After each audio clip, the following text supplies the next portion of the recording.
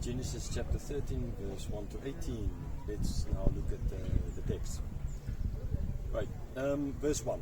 So Abram went out from Egypt, he and his wife and all that he had, and Lot with him into the Egypt.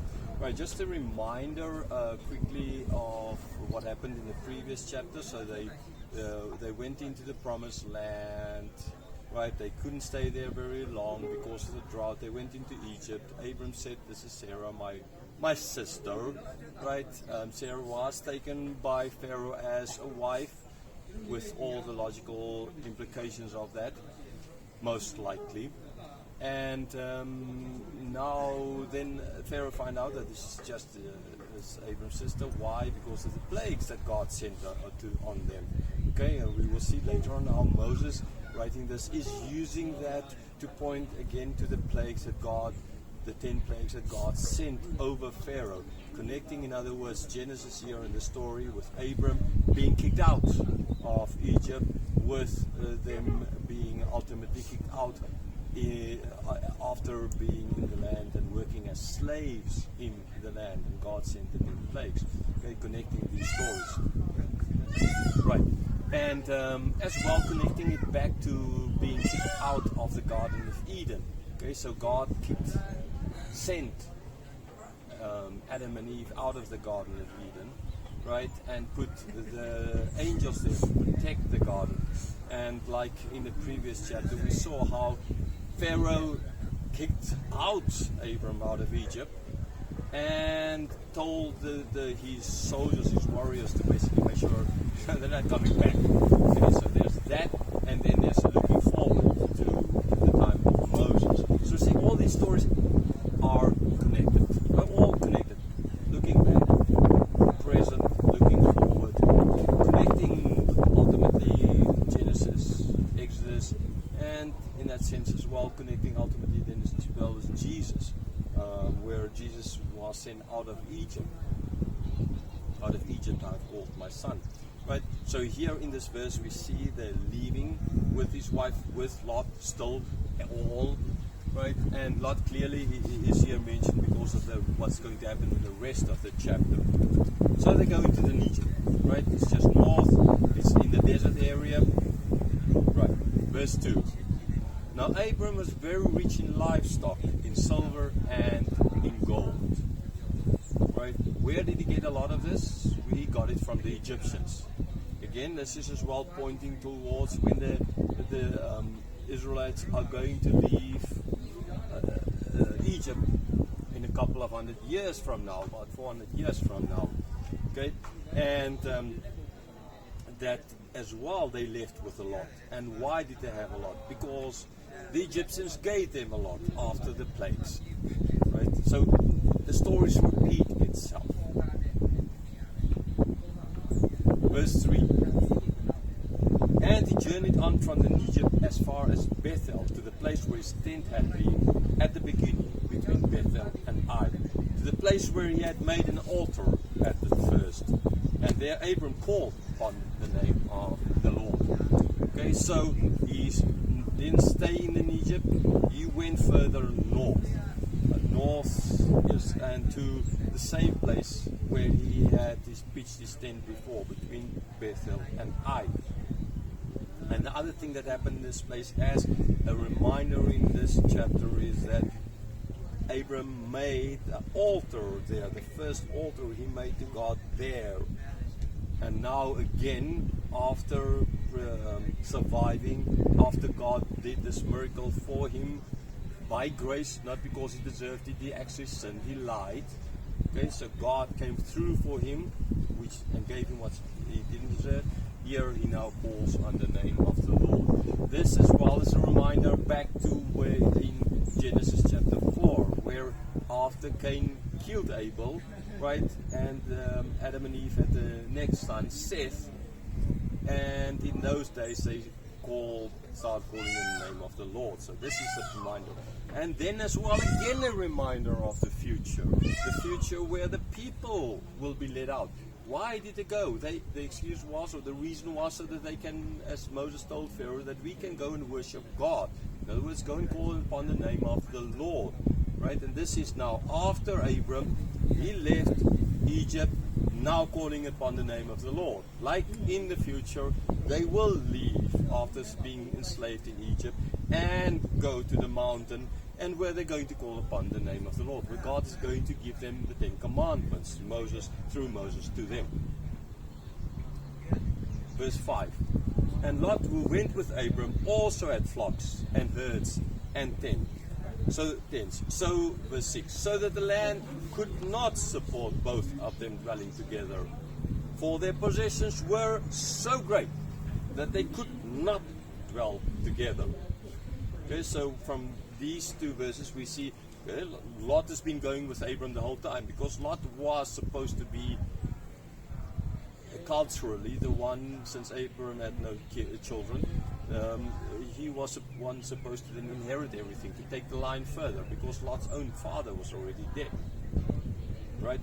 And so he had lots of things, and Abram had lots of things, and now we see that the land could not support all of this.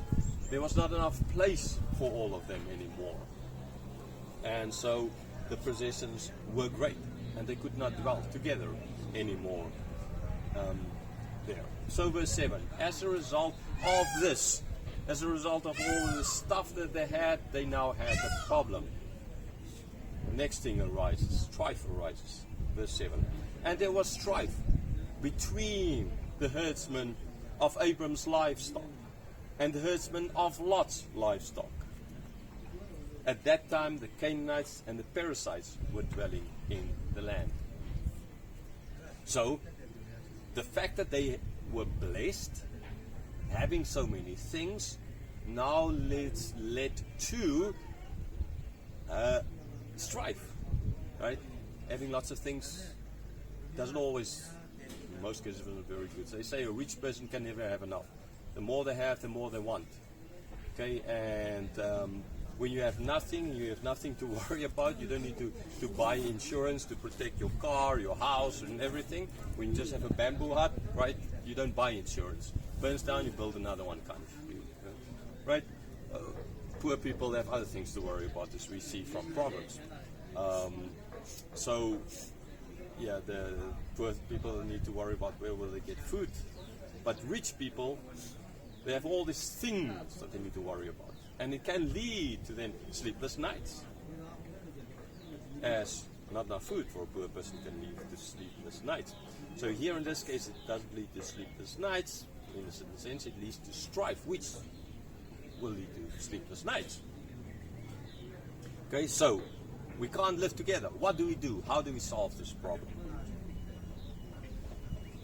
And the problems arose between the herdsmen so much, not between Abram and Lot. So we will see later on, that where this ultimately will end and go to. Then there's an insert here. Now, all inserts are very important. At that stage now, again, when Moses is leading people through the desert, right? Other people would be living there. Now, in this case, they say the Canaanites and the Perizzites at that stage were dwelling in the land. Right? When they were leaving as well, there's the Canaanites living in the land. So, showing that these people have been living there a long time. That does not imply that they're saying since they were living here a long time, now we can't live. Remember that the whole idea of Noah cursing not Ham but Canaan points towards that we have the legal right now to go into the land. Okay, we see later on God's going to say that the fact that He is sending the people is because of their sin. And so the sin of the people, since they have been already stating here by Moses that they have been living there already, and they're living here now. They've been sinning then, they're sinning now, so they have a long time span of sinning. This gives as well this moral right for them to do what God intended for them to do, as being a tool of judgment on them. Okay, so this input here of this, that the Canaanites and Perizzites were living there, it's not by mistake. It is to show that the length of time they're already living there. And so all the sin and now the judgment. So there's the curse, the legal right they have to the land because of the promise to Abram.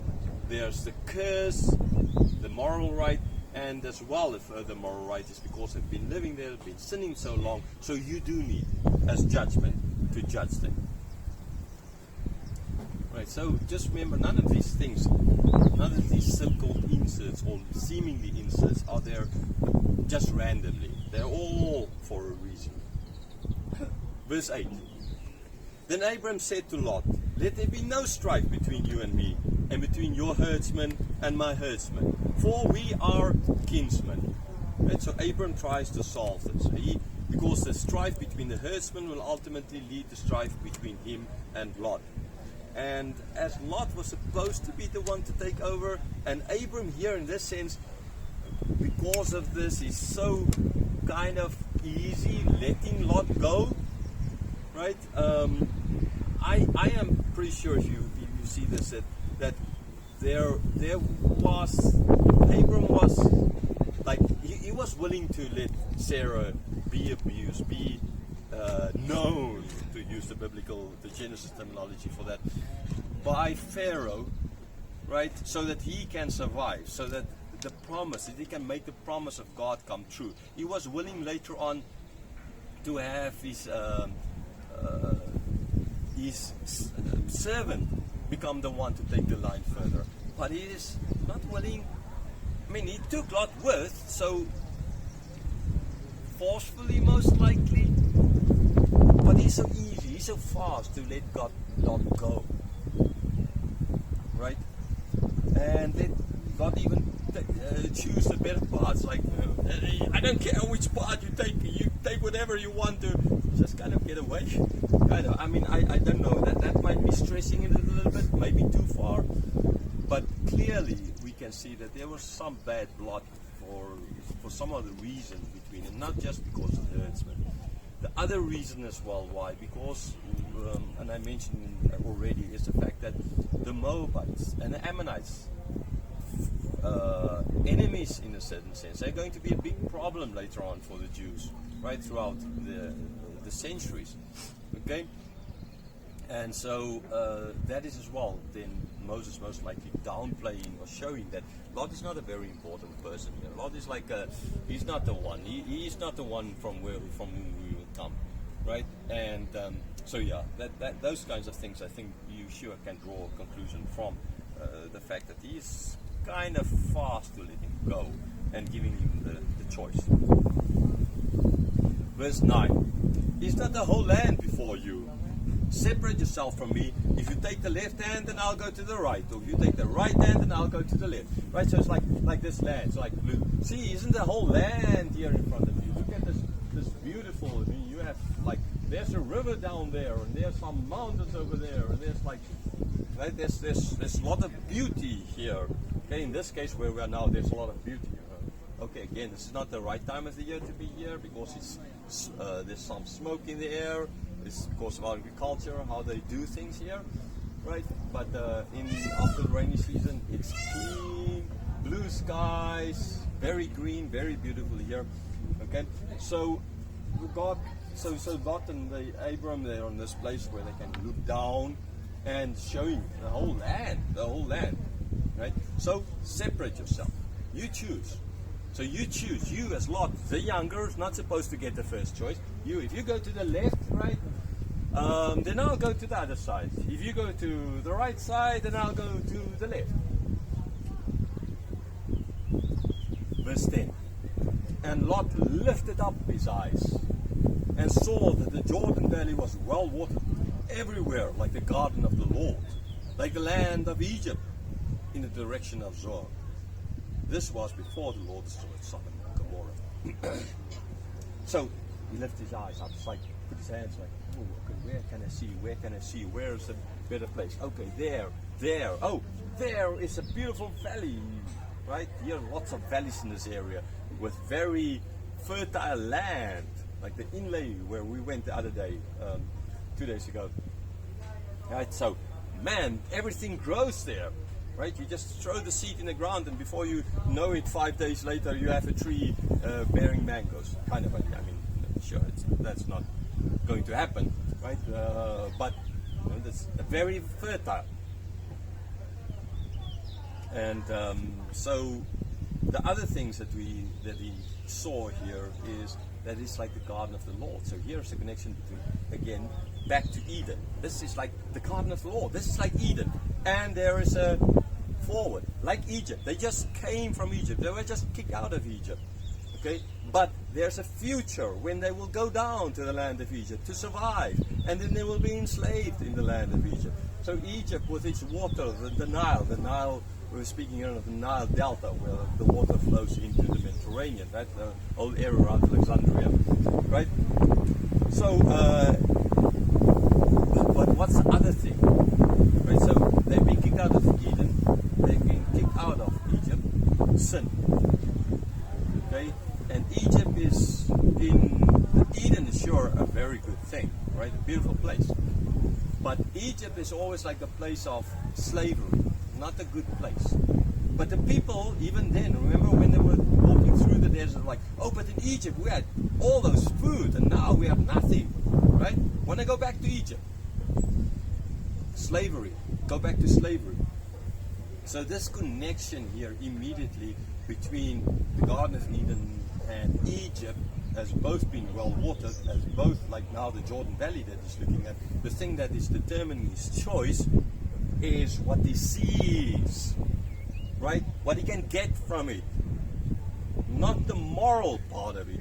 Also said, God's going to destroy Sodom and Gomorrah because of the sin of the people. I already mentioned who were living there, and these people were the Canaanites and the parasites, right, that they were living there. You see, they were sinful.